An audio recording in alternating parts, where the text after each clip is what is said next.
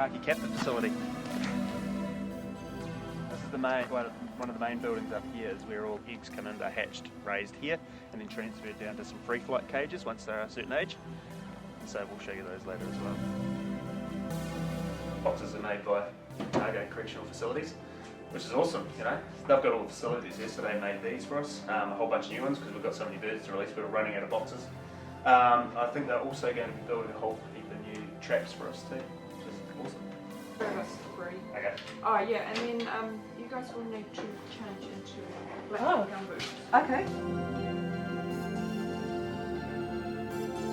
My name is Liz Brown. I am the aviculturist for the Kaki or black stilt recovery program.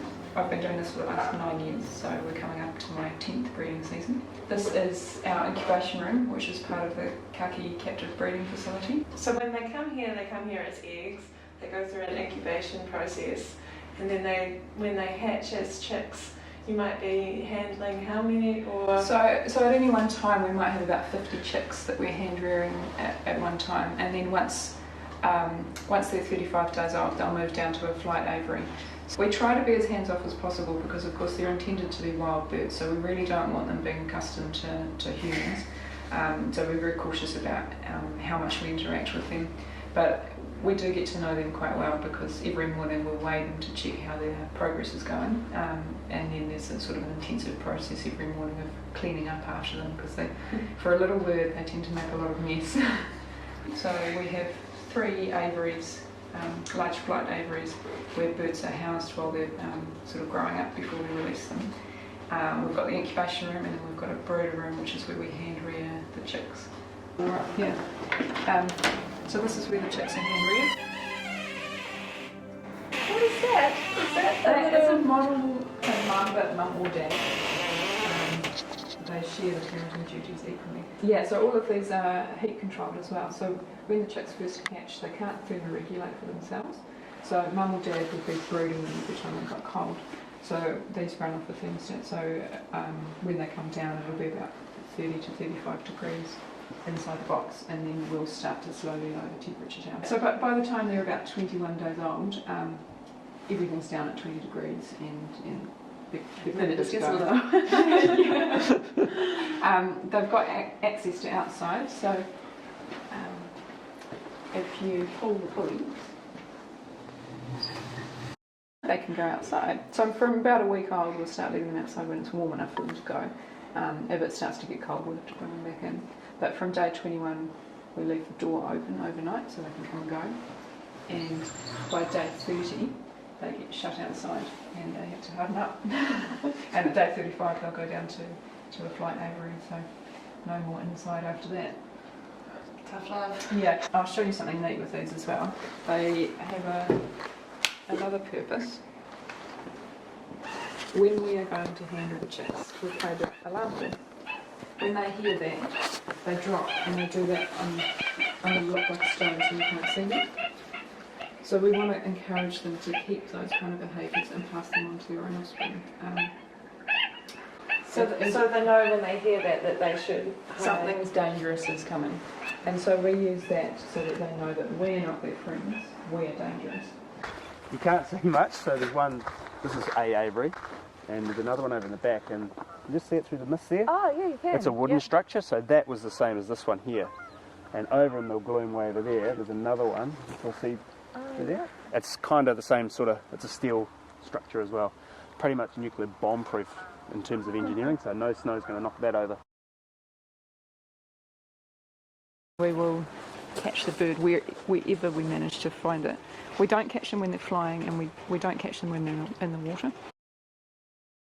Okay. Chances of damaging them when they're flying is just too high. Bills, legs and wings are quite fragile. So we tend to try and wait until they're on the ground and sort of gently lower the net over them.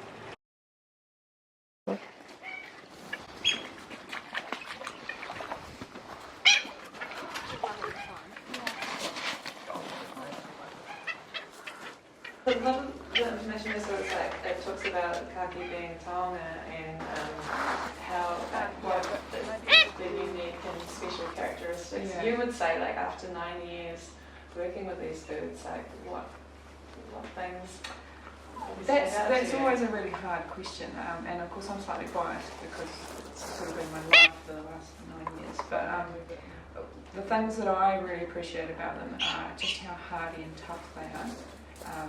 You know, for a bird that's, you know, it's an elegant bird. They've got long legs and they look quite fragile. But the fact that they live in the basin all year round and they deal with extreme heat in summer and then extreme cold in winter. We can go down to feed the birds in the winter and we'll get freezing. It's so cold we can't feel our fingers. But these birds with, you know, tiny spindly legs, covered in ice and still having baths, you know, I find that remarkable, and I always I have a huge amount of respect for them for that survive in such tough conditions. I love how curious they are.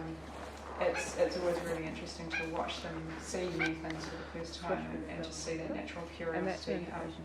I had one occasion a few winters ago where there was a hoarfrost over the top of the aviary, and as it was melting, and it was like bits of hail the two boys had been, and watching them all run around trying to eat these bits of hail, trying to figure out what they were. It just, that's quite a special memory for me actually. They can be quite aggressive, which is a challenge for us, particularly if you have a group of chicks that suddenly, you know, one of them will get picked on, and they can be really quite cruel and try and drown anyone in their group that they don't like. So that's a problem for us in terms of animal husbandry and trying to manage those kind of aspects of their personality. But at the same time, those birds that are really aggressive, you kind of look at them and think, you'll make it, you'll do all right when you go out there.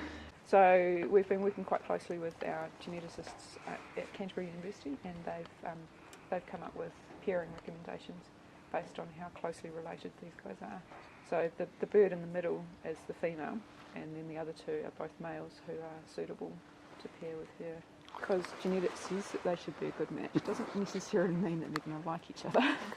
So that will be purely down to our observations to determine who's going to end up being the lucky suitor.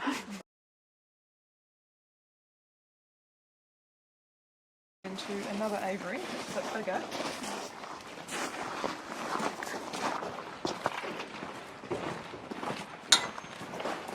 So I'm just going to open the bag and let her out.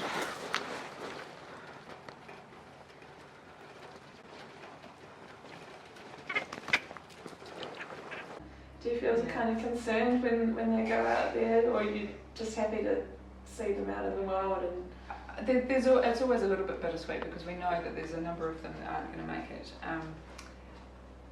But just knowing that they are supplementing the population that's there, and on the long scale, we're starting to make a real improvement to that population, and we're growing the species.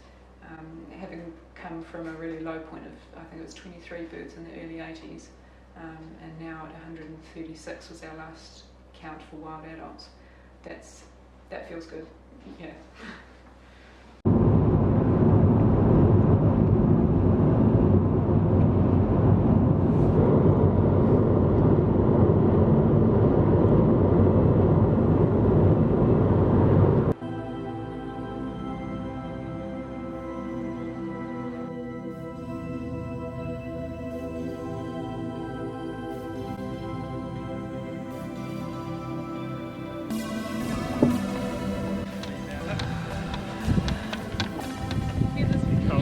My name's Dean Nelson. I'm Senior Ranger for what we call biodiversity assets, otherwise known as threatened species. So this has been a record season in terms of numbers of chicks. This lot of birds will go out there and continue the process of recovering kaki, what they would have been once upon a time. Okay, on the count of 3, just open up those doors really nicely and keep them wide open. Nerve-wracking.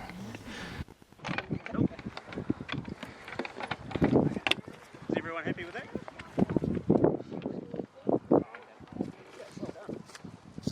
One, 2, 3.